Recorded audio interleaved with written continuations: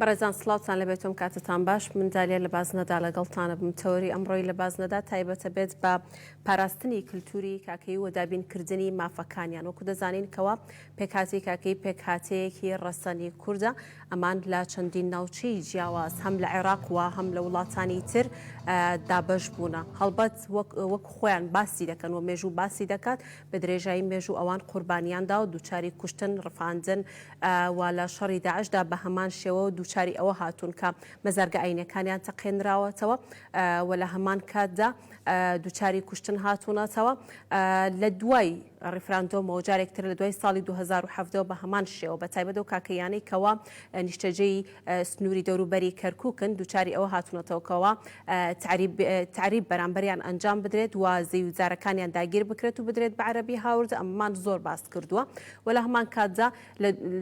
لە پرۆژە خزمەتگوزاریەکان پێدانیان بۆ شوێنانی کە لیان نیشتەجێن و پشکی دامەزراندن دیارترینیشان ئەوەی کەوا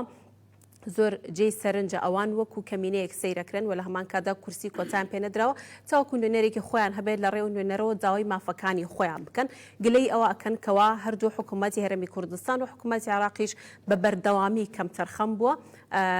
لەوەی کەوا مافەکانیان بۆ دابین بکات من قسەی زیاترەکەم لەگەڵ هەریەک لا میوانەکان بەڕێز سەید سعد وەلی کاکەی چالاکوانی مەدەنی کاک سەید بەخێر بێت سپاس بەخێر بێت و بەڕێز ئازاد کاکەی کە بەڕێزان ئەنجامی بردی پێکاتەکانی یەکێتین کاگازا سپاس بۆ بەڕێزیش بەخێر بێت کاک سەید پێکاتیان با بڵێن پێکاتی کاکەی ئەمان لە ئاستێکا لە نێوان هەرێمی کوردستان و عێراقیش چۆن سیرێکرێن چۆنە بینرێن مێژوو چۆن باسییانەکە چۆن باس لە پێکاتی کاکەی یەکرێت سەرەتا دەستخۆشتان لێکن کە بەرنمەیەکی جوان و ڕێکوپێک دروستکراوە دائمە وا دیارە هەر لە ڕێی کەناڵەکە ئێوە کە حکوومەتی کوردستان گرنگی داوەتە پێکاتەکان لەناو پێکاتەکانیشە مەسەل پێکاتی کاکەی ئێمە ئەگەر بگەڕینەوە بۆ مێژوو کەوتمان پێکاتی کاکەی واتە پێکهاتەیەکە بەنەتەوە کووردە بەڵام کولتور و تەقەدەوەی جیاوازە دیارە کوردستان یعنی دایان بەڵگەمان هەیە لەسەر حکوومەتی هەرێمی کوردستان یارمەتی پێکاتەکانی داوە تا ڕادێک لە ئاسی پێویستە نەبوو بەس بەڵام بە جیاوازی و حکوومەتی ناوەند ئەوەی نەکردووە کە حکوومەتی هەرێمی کوردستان کوردێتی بەڵێ باشە کاگازات پێکاتی کاکەیەکان لە چ ئاستێکا لە هەرێمی کوردستان و عێراقیش چۆن باس دەکرێت وڵا بەڕاستی پێشکی زۆر سپاسانەکەن بۆ بەرنامە پێگەی کاکەی لە ناو عێراق با بڵێن بە تایبەت کە ئەو گرنگیە هیچ زۆر نەدریای پێی بەڕاستی بەڵام لە کوردستانە احتیمامێکی دریای پێی بەس بە شێوازێکی زۆر ئەوەی کە ئێمە ئەمانەوێ وە شێوازە نەویە بچینە تەفاسیلەوە بەڕاستی حکوومەتی هەرێمی کوردستان با بڵێن یعنی لە وەقفی لە وزارەی ئەوقاف وەقفی دانایە بۆ کاکەی و نوێنەرشی بۆی دانایە بەڵام لە عێراق تا ئێستا پرسیارکە حتا ئاستی پارلەمانتارێک ینی پرسیارەکە ئەڵێ کاکەی چییە ینی ئەوەی کە باسەکەین لە پارلەمانتاری بەغدا بێ یا ئەوەی کە خوارەوە یعنی بەڕاستی پێگەی کاکەی لە عێراق شۆن بچۆن بڵێن پێویست نییە هەشتام زیاترێت کە تعریفی بکەین بە شێوازێکی جوان حقوق و ماڤمان باتە دەستمانەوە بەڕاستی ئەو شتانەیشە بەڕاستی کەمێک هیلاکیە بێ باش هەرێمی کوردستان چۆن خەمیەوەی خواردۆ چۆن مافیەوەی دا واللهی نەوتم پێت یعنی کە مقارنەی بکەین لەگەڵ حکوومەتی عێراقت کەنەمێ باشترە ئەنا بۆ شێوازە نییە یان بڵێن کە باسم کرد بەس وەقفێکی ینی نوێنەری وەقفی بەس بەماندانایە لە وزارەی ئەوقاف ئەنام بای شتێتری بۆمان نەکردیە بە شێوازێکی بەرچاو بێ لە هەرێمی کوردستان و عێراق کاکەیەکان زیاتر نیشتەجێی کوێ بن وە لە دەرەوەش زیاترەکەونە کەم وڵاتەوە باڵێ بەڕاستی ئەوەی کە زیاتر کاکەی نیشتەجێبوونە لە کەرکووک و سەهل نینەوە لە مووسڵ با بڵێن ئەم دوو شۆنە بە بەرچاوی زۆر ینی با بڵێن ینی ئەگەیتە مەثەن لە کەرکووک ئەگەیتە تقریبا 30,000 40,000 50,000 ئامارێکیش بەدەستمان نییە بەڕاستی وە شێوازێکی زۆر بەرچاوی بێ لە سەهل نینەوەش بەڕاستی زۆرن یعنی ئەوش نزیکی هەما بێژن 40,000 تا 50,000 ئەبێ لە خانەقیش هەیە لە کەلاریش کاکەی بوونی هەیە لە داقۆق بەڵێ ئاوایە زۆرمانیش هەیە لە خوارەوە کەیسە زۆر بەداخەوە زۆری چۆڵ کراوە لە سلێمانیش هەیەتمان لە هەولێریش هەیەتمان حتا لە بەغاش کاکەیش هەیە کات خۆی لە ڕۆمادیش کاکەی وجودی بیە با بڵێن ئەو کاتە با بڵێن لە کاتی لە دەڕات تاکید بەسەوانی ڕوومادی حەزەکەم بە ئاماژە بۆوانەشە بکەم لە ساڵی 75 کاکەیە زۆر وەکو کورد نەوەکو کاکەی وەکو کورد تەرحیل کراون بۆ جنوب بۆ ڕوومادی ئەلوڕایشەوە تقریبان 400 ماڵ بینە کێکێکی خۆمم ولادەم ڕوومادیە لە ڕوومادی لە دایک بوومە یان بۆ کاکەی لە ڕوومادیش بیە زۆر باشە کاک سەید کە مێژووی کاکەیەکانە خوێنیتەوە زۆر بە جوانی پێشەکی باس لەوەکرێت کە پێکهاتەیەکی ڕەسەنی کوردن خۆشتان بە هەمان شێوە باسیەکەن و کاکەیانی کە لە دەروی وڵاتن ئەوان چۆن خۆیانە بینن بە هەمان شێوە پێیان وایە کەوا پێکهاتێکی ڕەسەنی کوردن بەڵێ ینی مەبەست ببوورە پرسیارەکەت ینی ئەوانەی کە کاکەکان دەرەوەی وڵات دەڵەوەی بە ئەو کاکانی کە لە دەرەوەی وڵاتن بەڵێ بەتەکیدەوە و بگراوان زیاتر داکۆکردنی مافی پێکاتی کاکەین بە نەتەوەیش کوردین ئێمە کەوتمان کاکەی بوون یعنی کورد بوون کەوتت کاکەی بوون واتە قوربانی بوون بۆ نەتەوەکەت بۆ نیشتیمانەکەت بۆ خاکەکەت دیارە کاکەکان لە هەر شوێنێک و جێگایەک بن قوربانیان داوە بۆ ئەسپاتبوونی بۆ وجودبوونی پێکاتی کاکەی و نەتەوەکەشی پەیوەندیتان چۆنە لەگەڵ پێک هاتەکانی تراوەکو کاکەی لەگەڵ کورد عەرەب تورکمان وڵای ئێستا مامەسازات شتێکی جوانی گۆڕێ ئێمەی کاکەی هەجار ئەمام جەلال ئەو شتەی زۆر وتی چەپکە گوڵەکە ڕەنگە ئێمەش بڵێن وەکو کاکەی لە خانەقی و لە سەهل نینەوە و لە با بڵێن دیالە کە پارێزگاهێن خانەقی و کفری و ئەو ناوەگرێتەوە ئێمە بووینەتە ئەو چەپکە گوڵە ئێستا ئەگەر با بڵێن لەبەرەوەی من خەڵکی ناوچەی کاکەی داقووقم کاکەیەکانی داقووق بگرە ئەختیارەکانمان دووسێ زمانیان زۆر باشتر بوون لە ئێمە زمانی تورکمانیان ئەزانی زمانی تریانیش ئەزانی بەڵام ئێستا ئێمە گەنجەکانمان ئەو شتە یعنی بەدیری ناکەم بۆ زمانی تورکمانی ئەزین لەگەڵ تورکمانەکانی داقووقە لەگەڵ ئەوانی تازەیە قسەیان ئەکرد هاتوچێن ئاڵوگۆڕ لە نێوانیان بی با بڵێن هاوپەیمانیەتێکی ئیجتیماعیان دروست ئەکرد زمانی تورکمانیش ئەزانی ئەوە نمونەیەکە جگە لەوانیش با بڵێن نەتەوەی عەرەبە کاکەی لە دیێر زمانەوە با بڵێن شتێکی باو بە کوردەکەی ئاژاوەگێر نەبوونە دائیمەن حەزیان لە سلم و ئاشتەوایی کردووە یعنی ئێستا ئەگەر پرسیار بکەیمان لە کەرکووکە بڵێ من کاکەیم ئەڵێ وڵا ئێوە سلمن واتە ئێمە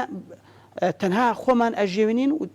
پارێزەری لە کللتوری خۆمانەکەی لە بوونی خۆمانەکەین و دژاتی کەسیش ناکەین بەڵام سەرڕای ئەوەشە سیەکەی قوربانیەکی زۆرمان داوە کاک سەید بەپێی ئامارەکان ئەوەی کەوا هەیە بە نزیکەی کاگازات کەمێکیشی کردەوە بەڵام ئەگەر باسیەوە بکەین ئامارێکە بێ بە نزیکەی پێمان بڵێ ژمارەی کاکەی لە هەموو جیهانە چەندێکە وەڵاهی لەبەر ئەوەی بۆ نمونە پێویستی بە ئەحسایە یعنی ئەگەر لە عێراقە بڵێن لە 120 تا 150 ئێمە ناتوانین مەسەل من تقریبی ناتوانین بە بڵێن 100 ئەوەنە بۆ ینی بۆ خۆی حکوومەتی عێراقی تا ئێستا ئامارێکی نەکردو زان پێکهاتەکانی عێراق چەند و چەند نییە ئەویش ڕەنگە مەرامێکی سیاسی لە پشتەوە بێت وەکو جیهانیش ئێران وڵاتی با بڵێن ئێران زۆربەی کاکەکان لەوێن نێزگەی 2 تا 3 میلیۆن کەسن یعنی وایە بەس بەگشتی ڕەنگە دکتۆر زیاتر ئەوە بالای دکتۆر و گوێمان لێ بێ باشە کاگازات سەبارەت بە پەیوەندی نێوان پێکهاتەی کاکەی لەگەڵ پێکهاتەکانی تر تۆ چۆنی خوێنی تۆ چۆن بینیت و لە هەمان کاتە هەمان پرسیاریش ئەو ئامارەیە کەوا هەیە بە نزیکەی ئەتوانین بڵێن ژمارەی کاکەیەکان لە جیهانە چەندەوە لە عێراقی شاچەرێک کاکەی وەکو پێکهاتەیەک لەسەر سنووری نێوان کورد و عەرەب ژیاوە با بڵێن ئەگە تەماشای شەڕیتی وجودی کاکەی با بکەین کە لەسەر خەریتەی عێراق با بیکەین سێرکەی لە سەهل نینەوەیە کە لە نێوان کورد و عەرەبە کە تێتە خوارەوە سێرەکەی لە داقووقە کە چیتە خوارەوە سێکەی ئاوایی عەرەبە و ئاوایی کوردی تێکەڵایە سێکەی کاکی وجودی هەیە یعنی ئەگە تەماشا بکەین کاکەی لە تاریخە ینی لەگەڵ کورد و عەرەب و تورکمانە هەژیاوە زوانی ئاشتاویمان زۆر زۆرە بەڕاستی کێشەمان نەویە لەگەڵ کەسە دائیمەن کاک سەیدش وتی زوانی عەرەبی و کوردی و تورکمانی سێکی لای کاکەی وجود بیە و تێکەڵاومانیش بیە لەگەڵیانە نام پرسیارگەی دومت بچی بی تایبەت سەبارەت بە ژمارەیان ئامارێک هەبێت ژمارەی کاکەیەکان لە جیهانە چەندێک مامۆستا ئێستا ئەگە مامۆستا دالیا يعني حتى لحكومتي عراقي أمريكي نییە لە لای خۆی بۆ وڵاتی خۆی با بڵێن جارێ ئەڵێ عراق 38 میلیۆنە جارێ ئەڵێ 40 میلیۆنە بەس ئەوەی کە ئێمە خۆوان وەکو کاکەی وەکو چالاکەوانی ناو کاکەی محاولێ زۆرمان کردێ بزانین ژمارەمان چەندێگە لە ناو عێراقا ئەتوانین بڵێن 100 تا 150 هزار ئەلەو احتیمال زیاترش بێ و احتیمالی کەمتریش بێ لە ئێران بەڕاستی زۆرە کاکەی وجودیان زۆرە نزیک 2 میلیۆن تا 3 میلیۆنش ئەبن ئەوە کە من و سەید اتفاقیمان کرد لەسەر ئەم ژمارە کە با بڵێن لە جیهانیش لە تورکیایش هەیە لە سووریەش کاکەی هەیە لە مصر کاکەی وجودی بیە لە هەندستانیش وجودی هەیە و لە پاکستانیش وجودی هەیە ئەلەم وڵاتانە هەمووی هەیە بەس ئایا لە چنێک لە هەندستان چێنێکن بەڕاستی ئەو شتمانە نییە بۆ تاکیدش لەسەر ئەو قسەمە بۆچی لە هەندستان هەیە من خۆم ڕۆژی لەگەڵ متەرجمێکی ئەمریکی با بڵێن هەندیبی کە کاکەی بی ئەیوت من لە هەند و کاکەی من یانەوە تاکیدیە کرد بیانەوە لەو ڕاشە کاکەی وجودی هەیە باشە زۆر جێی سەرنجە بۆ منە کاکەی لە پاکستان هەبێت لە هەندستان هەبێت بیر و بۆ چوون شێوازی قسەکردیان بە هەمان شێوەی کاکەیەکان یێرێ جوازە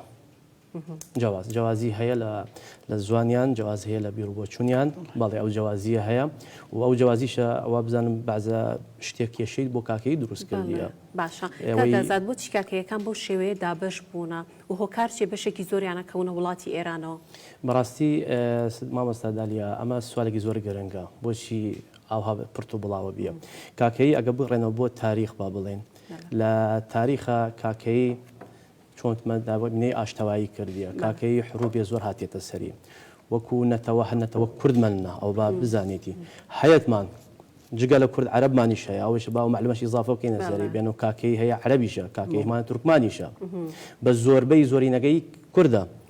ئەم حروباتە کاتێتە سەر کاکەی با بڵێن هیچ شتێکی یعنی تەماشا بکەین ئێستا ئەوەی کە مەزاری کاکەیە ئەوەی کە بێژین نیشتە جێبوونی کاکەیە کە با بڵێن سێکی لە ناو دۆڵ جەوەڵەکانە ئەدۆزیتەوە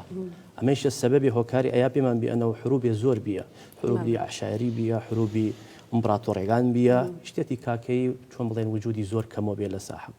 ئەمە شتێکی زۆر بەڕاستی ئازاریگەانتە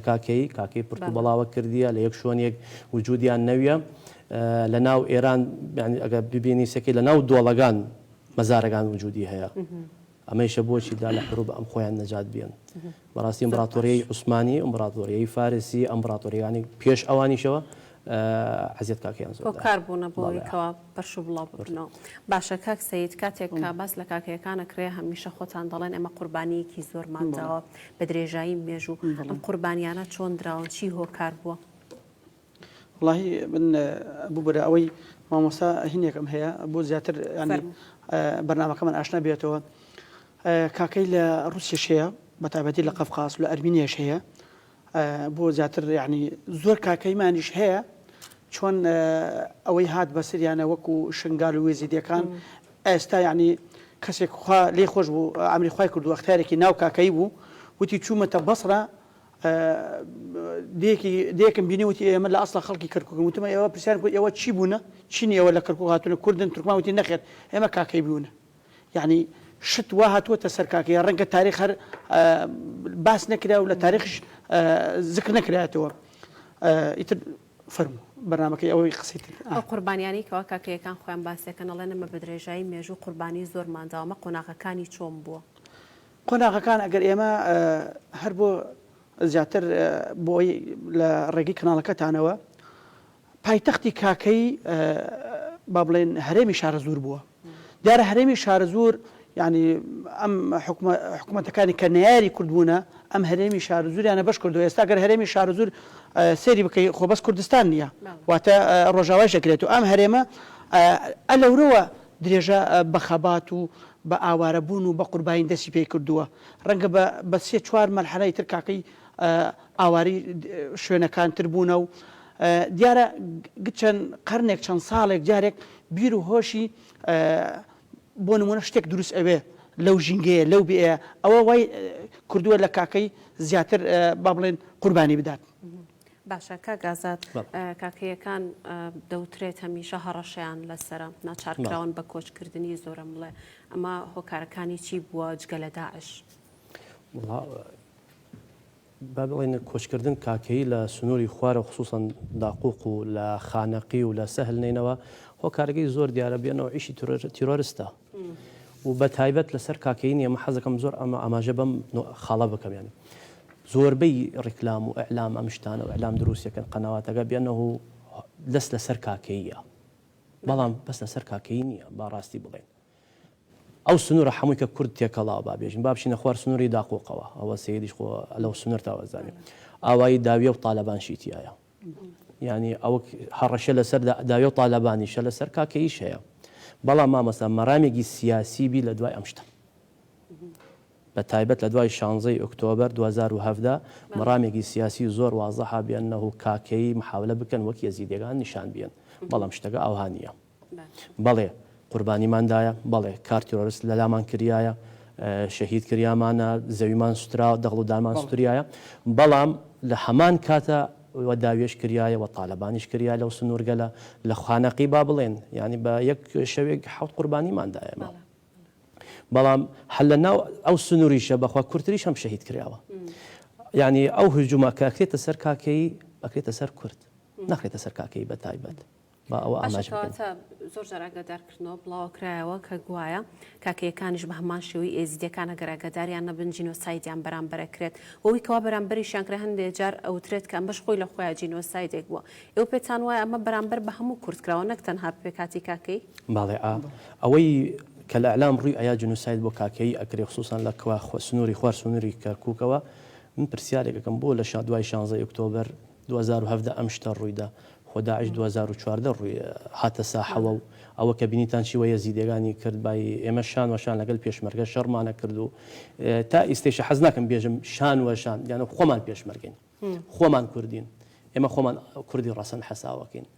ئێمە یەکی خۆم سە بەڵێ لە کۆمەلگەی کاکەیم بەڵام لە عشرەتی لەکەم سید لە عشرەتی بەرزنجیە لە عشرەتی زەنگنەمان هەیە لە عشرەتی ساڵاییمان هەیە لە عشرەتی هەمەوەدمان هەموو عشرەتەکەمان تایە تا ئیسش لەگەڵ کەس و کار خۆمان وەکو ئامۆزای خۆماندا ئەنشین هیچ کێشەیەکمان نییە ئەمە مەڕامێکی سیاسیە کەوتن باشە بەر لە هاتنی داش هیچ مەترسێک لەسەر کاکەیەکان هەبووە وەکو کاکەی تایبەت بە کاکەی نەویە بەڵام مەجموعەیە بیە بەڵێ دایمەن ئەم شتێ دروست کردیە بە ڕووی ئەعلامیشەوە ئینکاربان نەکەین بڵێن وڵای هیچ نەوێ نەبیە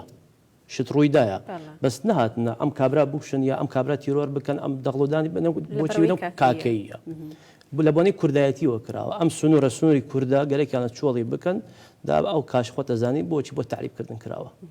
نەکراوە بۆ لێنەوە وەڵاهی من کاکەی وا پێم کراوە ئیستەیشە با بڵێم ئیستا بچۆ نوێنەرمان هەیە خەبا بێژین وەکو ئەچێ لە بەغا بۆ ئیش و کار و هیچ کێشەیەکی نییە نوێنەرمان هەیە کاکە ئەچێ لە حکوومەتی هەرێمی کوردستان هیچ کێشەیەکی نییە نوێنەرمان هەیە ئێستا ئەچێتە لای محافظیش بینیمانە چێ دانشێ لەگەلی وەکو ناو کاکەی هیچ کێشەیەکی نییە بەڵام کە وەکو کوردایەتی بەڵێ کێشەمان کێشەی کوردایەتیە ئەو بە پێ و ئامارەی کە نزیکتان کردەوە کاکسەید باسی کردووە کە 3 بۆ 4 هەندێک جارەوترێ نزیکەی 6 ملیۆن کاکەیش هەیە لە هەموو جیهانە ئەمە ژمارەیەکی کەم نییە بۆچی بە کەمینە سیر ئەکرێن یان باس ئەکرێن ئەمە سیاسەتە یان خۆتان ئەڵێن ئێمە کەمینەی مامۆستا من حەزەکەم بە دقت بشمنەوە ئەم مۆزوعە بەڕاستی مەسەلەی کۆتا ئەگە بگەڕێنەوە بۆ مێژوو بزانێت چ کاتێک ڕوویدا سەرکی کە دوای ئەوە لە انتخابات با بڵێن هەڵبژاردننی پەرلەمانی عێراق کە کاکەی ئێمە کە خۆ یەکێتی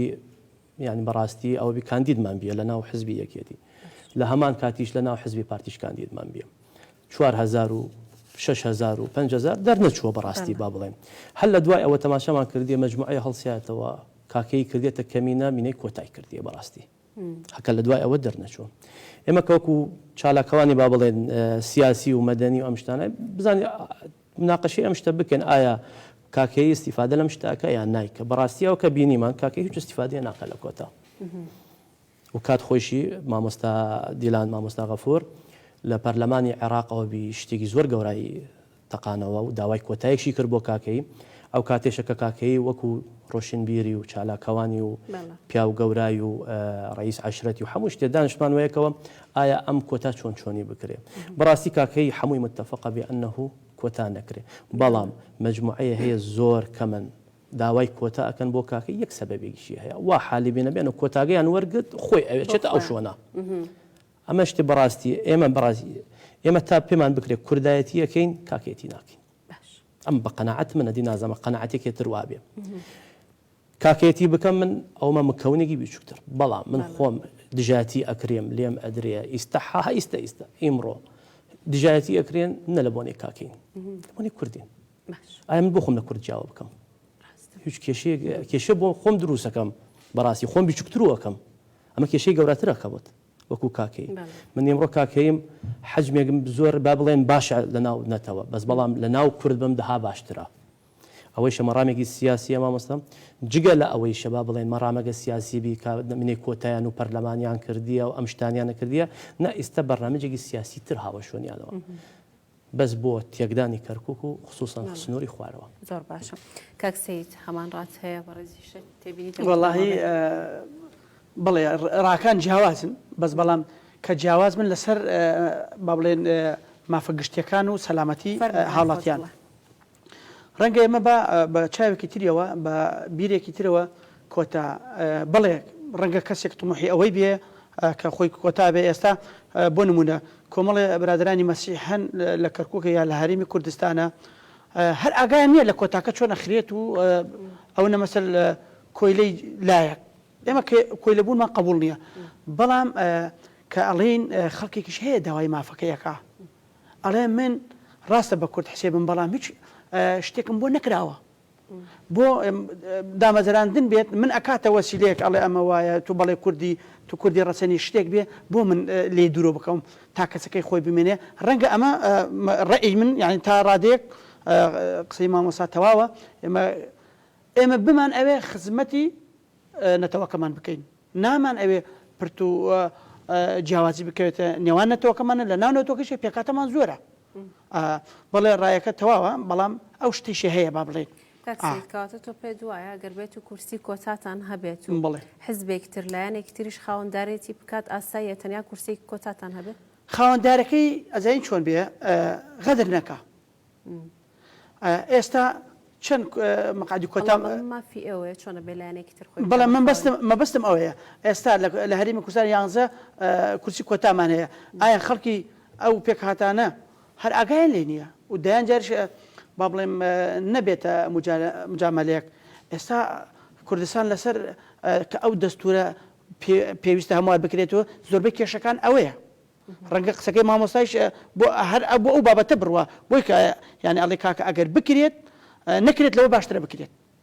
بڵێ باشە کاک سەیدە و زیانانەی کە بەر کاکەیەکان کەوتون بە تایبەت لە شەڕی داعشدا چی بوونە ئێمە وا بزانم بەر لە شەڕی داعش کاکەی کەوتم هەر قوربانی داوە ئەگەر بگەڕێنەوە بێ بۆ مێژوو هەر کارە ساتێ بەسەر شۆڕشی کوردیە هاتی بێ کاکەی پشکی شێری بەرکەوتووە لە 60ەکانە ناوچەی داخوکە با بڵێ من کوڕی ئەو خاکەم و کوڕی ئەو وڵاتم جگە لەوەیشە من زۆر ینی بە دواچوونەکەم بۆ ناوچەکانی کاکەی لە 60ەکانە 16 دووسێ دێی کاکەی دەلسە حەشی شەیە شەفەلاحە حرس قەومی و دوای علی دەحام لە 75 عەرەبەکانی هێناوەتە سەر گوندەکانی کاکەی ئاوای عەمارا و ئاوای زۆرا و با بڵێن قەرەمی و ئەوانە لە منتەقەی خانەقی هەر هەمان شێوە با بڵێن ئەو شتە ڕوویداوە بینێلاوە لە 91 لە 91 کۆمەڵێک عەشەتی تر هاتنە منتەقەی کاکەی عەشرەتی ئێسات عەرەبی هاوردن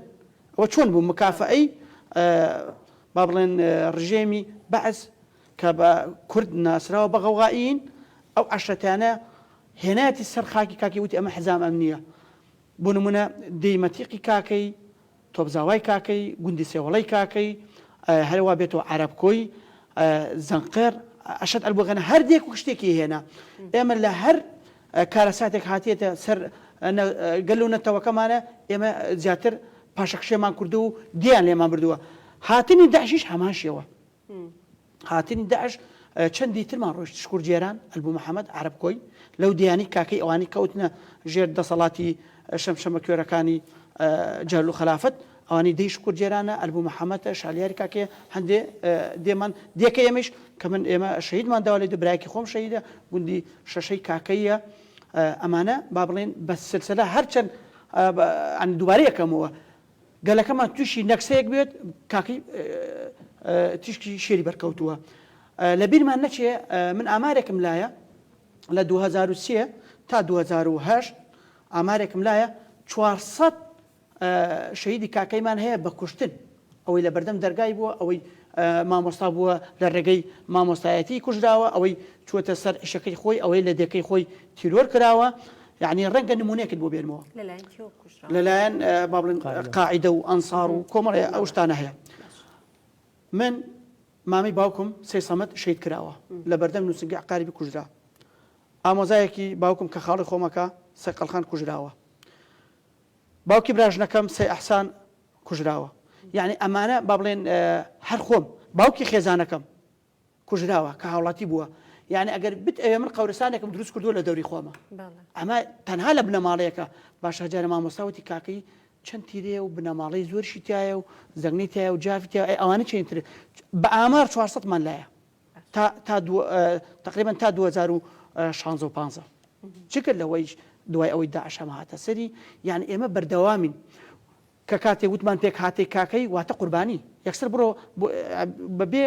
عربەکەڵی بەبێ کافولام خۆت ئامادەکە بۆ قوربانی وتت پێکاتی کاکەی واتە ئەبێ قوربانی لە پێش کاکە وەکو پێشمەرگە مەرگت لە پێشی خۆت لە پێشی مەرگەوەتانی باشم قوربانیانە تەنیا کوشتن بۆ یاشتی تریش بوو زۆر شت بووە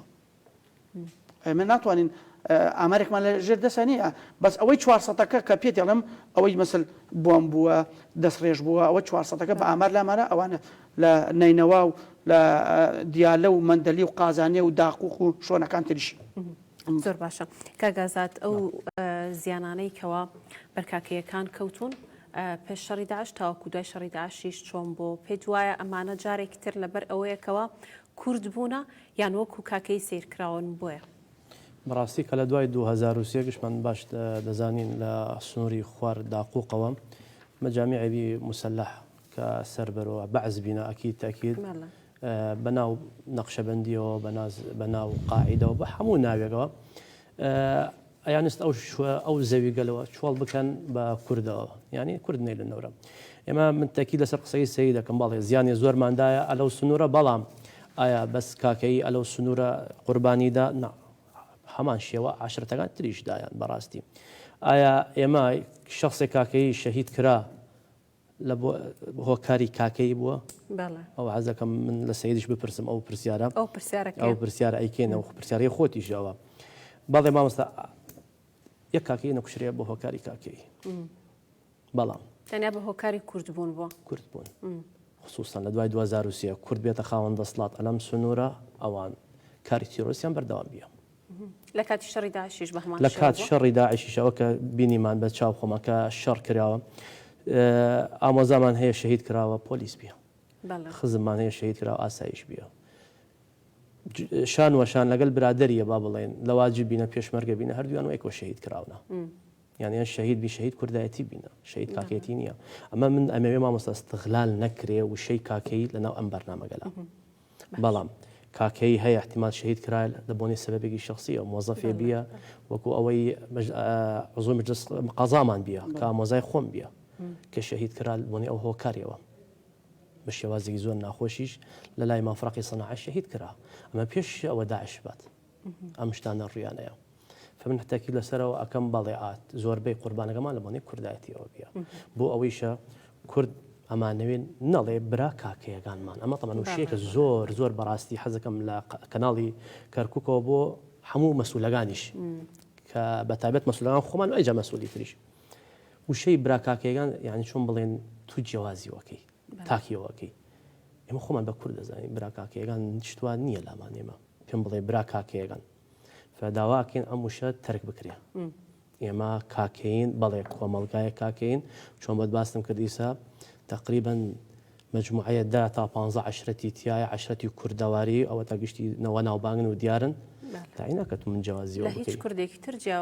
جیاواز نیمان لە هیچ کوردێک ئەم جیاوازیەوتم پێت ئیستیشە تەکید بووەتەکە مەڕامێکی سیاسیە مەڕامێکی سیاسیە ئایا ئەڵێ لایەنی سیاسی وە ئەکا یا لە ناو کاکەی ئەڵێن پێت هەردووی لایەن سیاسی هەیە استغلالێکە بەست مەرامی سیاسی چییە کێ لە پشت ئەمەوەیە بۆ چیانە کاکەیەکان جیا بکەنەوە وا دیارە مامۆستا یەک حزبێک زۆر وازەحیشە هەموو کۆتایەک ئەیبا بۆ خۆی گەرەکێتی هەموو کۆتا بیبا بۆ خۆی چۆنی ئایا زیانی بەرەکەوێ ئەو نەتەوە ئەو بابێژین ئەو کۆمەڵگا ناکەوێ المهم لە لای ئەو کۆتایە دروست بکە و دایک شخصێدا بنا لە لای خۆیەوە و مجموعەیە دەنگ بۆی کۆ بکە و بکاتە پەرلەمانتار ئەو محەج خۆمان شەزانین کام لایەنە کەمینەیە کورسێکی من پرسیارگەم ئەلەوراتانی یەک کورسیە لە پەرلەمان لە 320 پەرلەمانتار یەک کورسی مەگەچی بکە چۆنی مەقێتی حقوقم بکە و مافم و شتانەمە بکە من وەکو کورس 6 کورسیم هەیە ئەگەر کورد تا ئێستاوەتا لە بەرچاو هەمومانە ئەیبینین چەندێ حقوقمان نادەن پێمان لە دستور مادەی 140 تا ئێستا جێبەجێ ناکەن زوانی کوردی کە زوانێکی فەرمیە بچۆسێکە لە تەماشای دەم و دەستگاگان بکە ناو کوردێگە هەڵەگرێ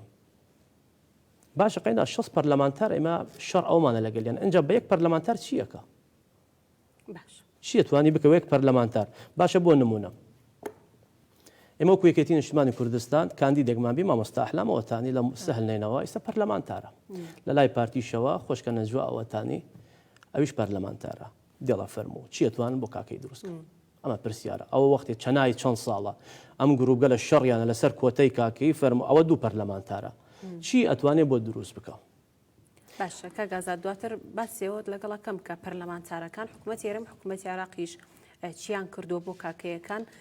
و داوای چیتان لێ کردوون ئێوە کاک سەید لە ماوەکانی ڕابردوو وسیان بەڵێ لە ماوەکانی ڕابردوو وتیان کە لە سنووری قەزای داقوق 11 گوند هەیە لەو 11 گوندە 7 گوندی چۆڵ کراوە بە تایبەت لە دوای شەڕی داعشەوە مەچنێکی گوندی کاکەی بۆ هۆکار چی بۆکەوە چۆڵ کراون مامۆستا من دایما حەزم لەوەیە ئینسان ئەبێ ڕاشکاوانە بێ کە ڕاشکاوانە بیت ڕەنگە بۆ نمونە مامۆستا ئازاد لە پێش منە تۆجێ دڵگران بێ ئەبێ ڕاستیەکان بە جوانی بگەنێتە وەکو خۆی ئێمە هەجارە وتم ینی پێش ئێستا کە وتم بە سەرسرە ئێمە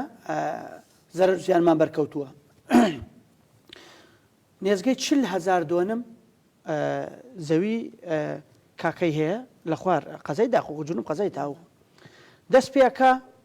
لە خواری منارەکەەوە لە دێ ڕزگاری کاکەیەوە هەتا گێتە سسەچیاکانی حەمرین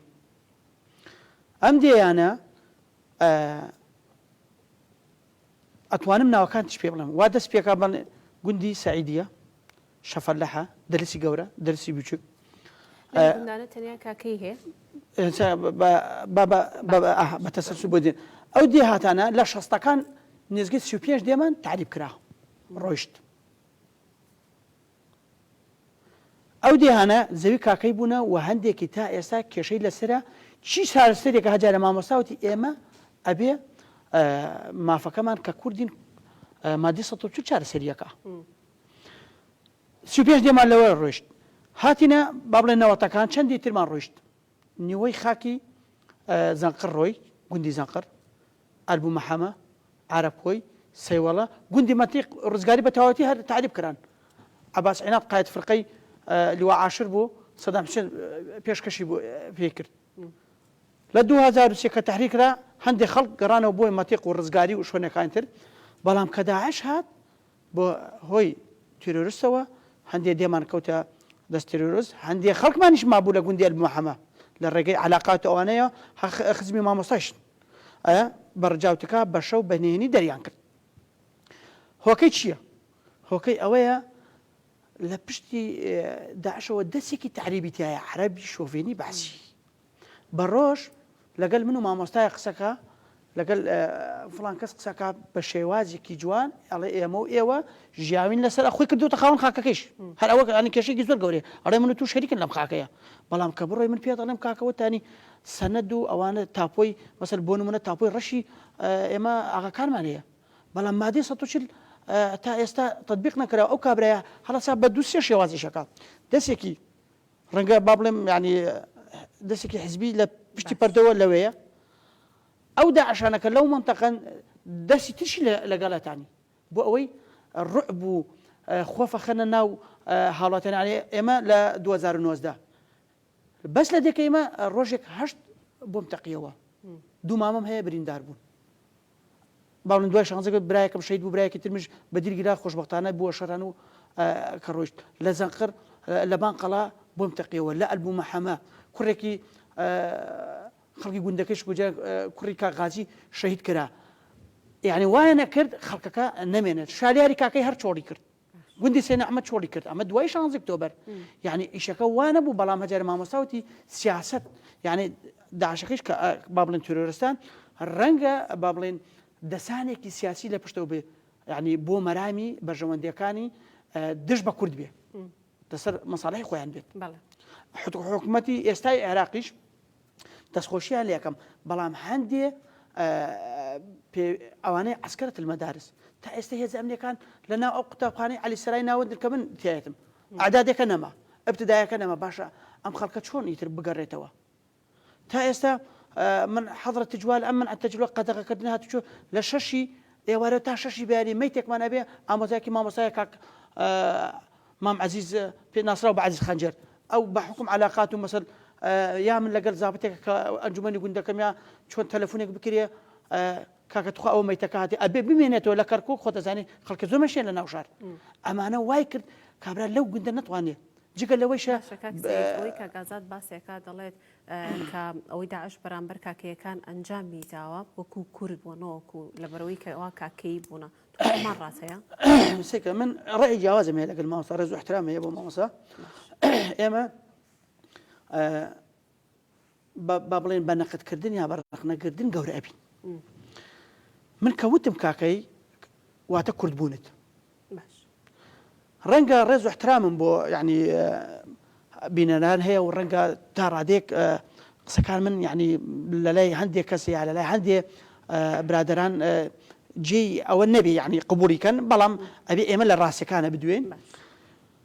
ئێمە کەوتم کاکەی واتە کورد بوون کورتبوونەکەی ئێمە کراوەتە مستهدف بە کاکەیەوە کاکەیەک نەمێنێ واتە فەرهەنگ و کولتوری کوردی کەمتر ئەبێت من داکۆکارم ئێستا بۆ نمونە کاکەی زمانێکی ڕەسەنی کووردە زمانی ماچۆیە لە ناو کوردەواری خۆمان چەند عەشەت بە زمانی ماچۆ قساکە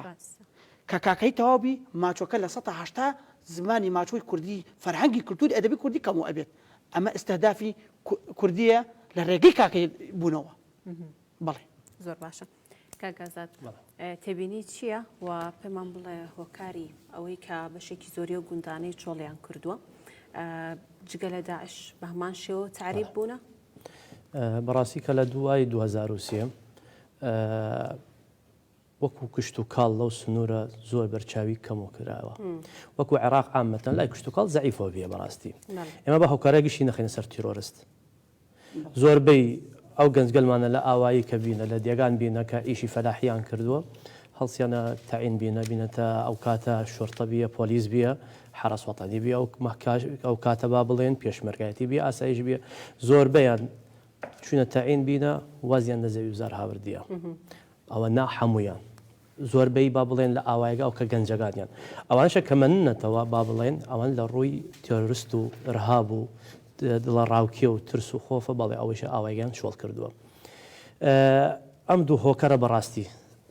سەبەبێکی گرنگ بیە بێنەوە و ئاوایگانمان چۆڵ بکرێت و لە گشتی مهم گرنگتر لە کاتی نظامی بەعز با لە بیرمان نەچێ و سیاسەتی خۆیان بی لە بەرامبەر کشت و کاڵ کە دامی فەلاحیان دەکرد بەڕاستی کە سیارەیانەدا پێی سەمادیانیا پێی هەموو شتێکیان ئەیدا پێی ئەو فەلاحە بەڕاستیەوە کە فەلاحی ئیشیە کرد یان حتا ڕووی مەعیشەتیەوە زۆر باش بی بەڕاستی زۆر بەداخۆ لە دوای 2023 شتانە نەمەنیە کە بینیمان فەلاح پێوەستی بە چییە پێوەستی بە ئەمانە ئەوە نییە پێوەستی با بڵێن بە دەستێکە ئیشکا بۆی ئەوە کە کوڕێتی کە سوکاریەتی ئەوەش هەمووی بێتە ئاسایش و بێتە پێشمەرگە و بێتە پۆلیس ئەوەیشە نەمەنیە و لە جگە لەوەیشە ئەمانیش داعشی شاتێتە سەریەوە طبعا فەلاحی نەمە کە فەلاحیش نەمەن گوندەکە چیەکی لە ناویتوو مرۆڤ با بڵێن وەکو کە هەڕەم ماسلۆ دەڵێم مرۆڤ مینەی شتێکە کە زۆر ئاسان بێ یعنی دەستکەوتێ بکەوێتە دەستی هیلاکیە کەمتر بێ کە ئەمانشە بینیە لە شار ئەیدۆزنەوە زۆربەی لە ئاوای باریان کردی هاتنەتە شارەوە بەس ئەوانە کە سەعەت باسێکا دەربارەی تیرۆریست بەڵێ هەیەتمان مەجموعەیەک لەسەر زەویزار خۆیان بینە هجوم کریایەتە سێریانەوە ئەوانەیشە ئاوایان چۆڵ کردی ئێستا ئاوایی ترمانیش هەیە ئەوەیشە تەوەقع بکەن ئەوەشە چۆڵەکرێت سەبارەت بە پرۆژە خزمەتگوزاریەکان کە لە ناوچەکانتان لە سنوورەکانتان هەیە چۆنە جیاوازی کراوە؟ وڵا بەڕاستی وەکو با بێژین وەکو پرۆسە با بێژین تا 2017 با بڵێن شتێکی زۆر باش بیە یعنی تقریبا بڵێن زۆر شتی تەواو کراوە وەکو جادەوبان کراوە وەکو مەشروع کراوە وەکو بیر کراوە وەکو کە فەلاحین خۆت باسم بۆت کردیە یعنی ئەوە دامێکی دەوڵەت ئەیکات حزب و ئەم شتانە ناتوانێت بیکە بەڕاستی دوای 2017 ئەوە بزانم عن کەمێن جادەوبانیان بەس کردیە لەوە زیاتریش نەکراوە. سەبارەت بە پشکی دامەزراندن چی؟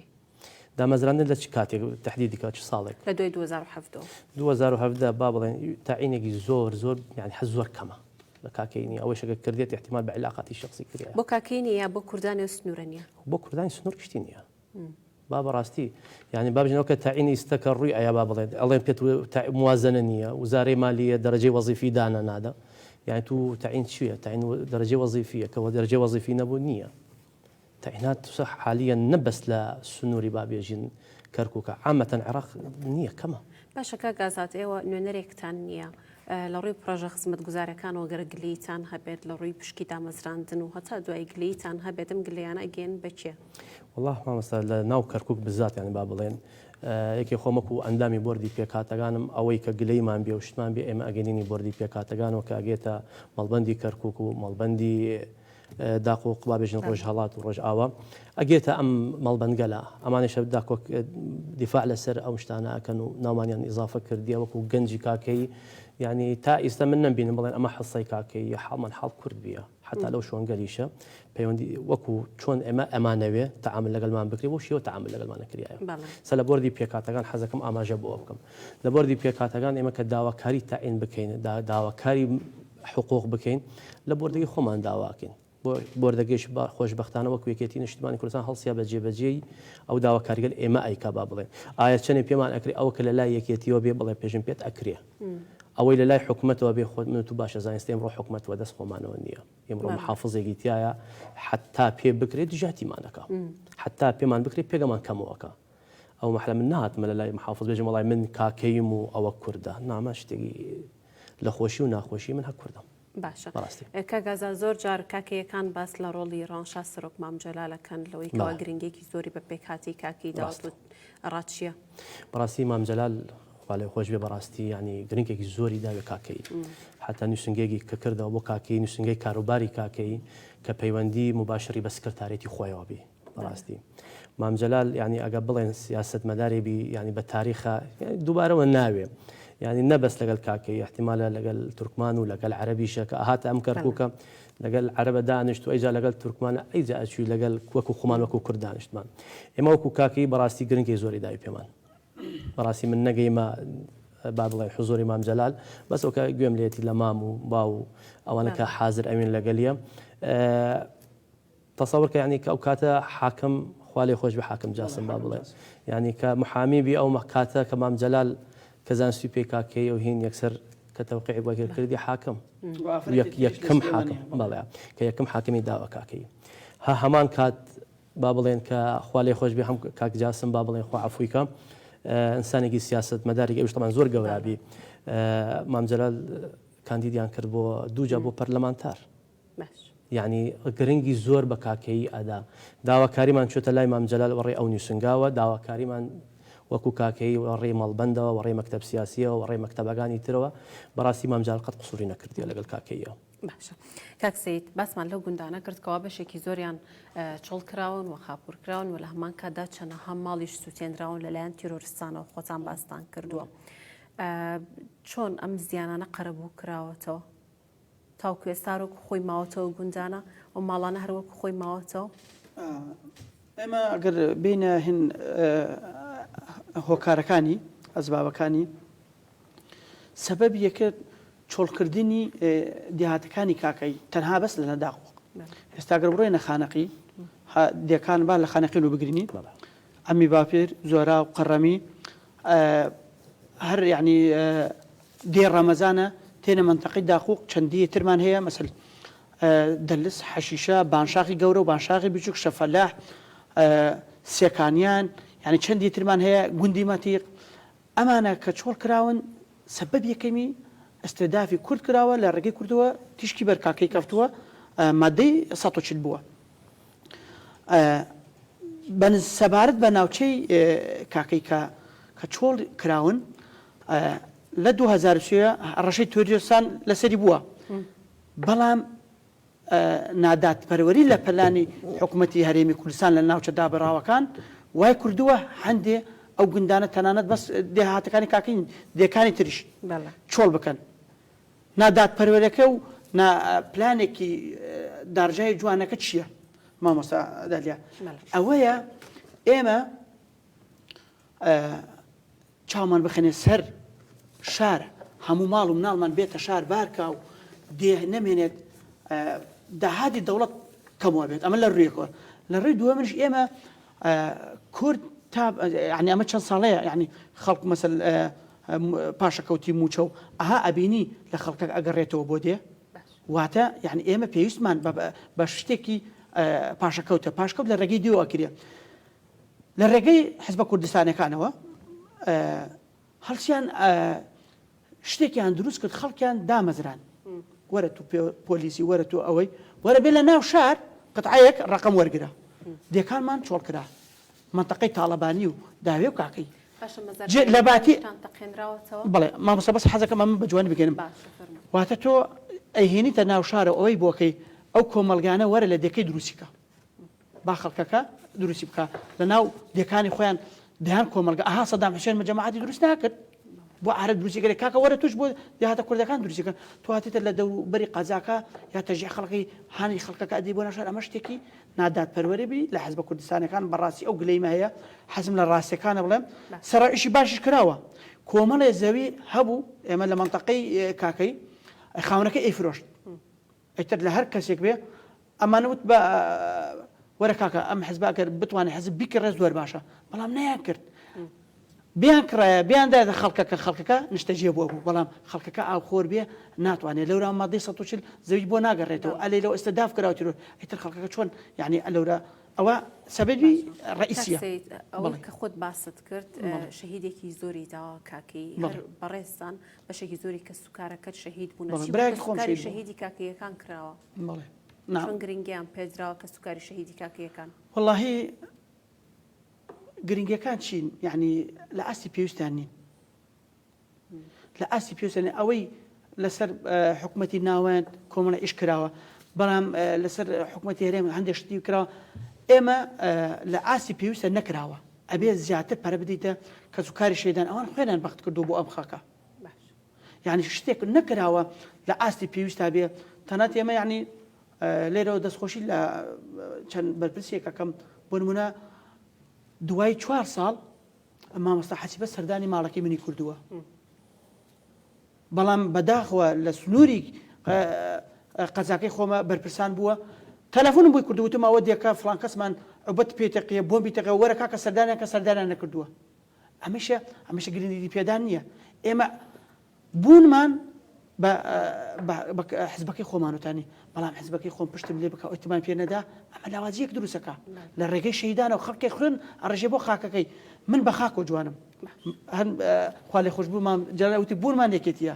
ئێمەش بوونمان خاک و نیشتیمانە لە ڕێگەی کێوە لە ڕێگەی شەیدەکانەوە ئەبێ شەیدەکان بە بەردەوامی بەسەر بکردن باشە دەست خۆش بە کاک ئازاد هێزێکی سەربازی کاکەی وەکو دەوترێت کە مەزارگەیەکی زۆری ئاینی کاکەی تەقێنراوە تەوبوونی هێزێکی سەربازی کاکەی لەو ناوچانە تا چەند گرنگە لە هەمان کاتیشدا گەربی بیستینەوە بۆ بابەتە کە لە 2020 تا هەرک خۆت ئاماژەت پێدا لە خانەقین 7 ئەندامی خێزانێک کوژران پێم وابێت بە هەماشەوە تیرۆرستانی داعش بوونە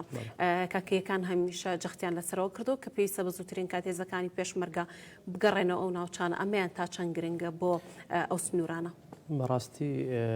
هێزیە دروست بکرێ وەکو هێزیی بەس کاکێبی ئەمە لە ڕووی عسکەری و شتی هەڵێکی زۆر گەورایە بۆ پاراستنی ئەگە مەزارەکان بێ ئەگە بۆ دیەگان بێ بۆ هەر شتێ بێ تو هێزی دروست بکەی بە ناو کاکەیەوە ئیمڕۆ کاکەی جاوە کرد با بڵێ ڕاستی بێژێ بەیانی دوو بەیانی خوا نەکردانی هێڕشی کراوە سەرەوە ئەو هێزە با بڵێن شەهیدیدا دە شەهیدیدا تو دە ئەندامی کاکەیت شەهید کرد لە ڕووی عسکەریەوە ئێمە دایمەن ئەڵێن فەوجە دروست بکری ئەگە فەوجە تو دروست بکەی یا سەریە دروست بکەی یا لیوایە دروست بکەی ئەیش دروست بکەی نابێت تو تایبەتی کەی بە کۆمەڵگایەک بەڕاستی گەرێ بەڵێ وەکو فەوجێکی پێشمەرگە دروست دەکەین قەیچێکە ئێمە ئێستا زابطمان هەیە لەناو پێشمەرگە کاکەیە پێشمەرگەمان هەیە ڕوتبەی بەرزمان هەیە لەناو ئاسایش و لەناو هەموو لایەک هەیەتمان یعنی ئەوە معنای چی ئێمە ئەتوانین فەوجێ دروست بکەین لەو سنوورە بەس ناو کاکەیبان نەنێنەقەیەوە باشترە گرنگە ئەوە بینە ناو کاکەی جیاوەکەین لە سیاست کاکەی لەگەل سیاسەتە بەڕاستی من ئەڵەمی هەڵێکی زۆر گەورەیە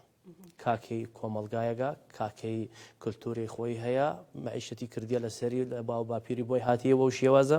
شێوەیەکی کورد پەروەردی هاتیە باوە شێوە بچێت بۆنی ناو بابەتی سیاستەوە کێشیە زۆر بۆی دروست دەکەن بەڕاستی من لەگەل ئەوە نیم هێزیە سەربازی دروست بکرێ بە ناو کاکەی بەس هێزیە بۆ هەموو سنوورێ بکرێ بەڵێ ئەم قەیچێکە من لەگەل ئەو فکرم ببێنەوە هێزیە بکرێ بۆ خواری بۆ داقۆق با بڵێن